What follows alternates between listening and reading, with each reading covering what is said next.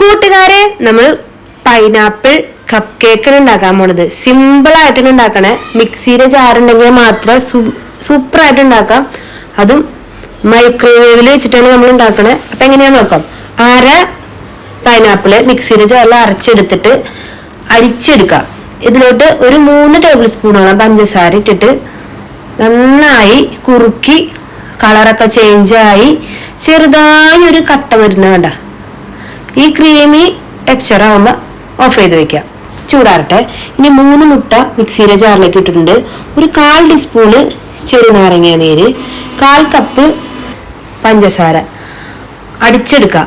ഇനി നമുക്ക് 1/2 കപ്പ് മൈദയും 1/2 ടീസ്പൂണ് ബേക്കിംഗ് പൗഡറും പിഞ്ചുപ്പും കൂടി ചേർത്ത് അരിച്ചെടുക്കാം.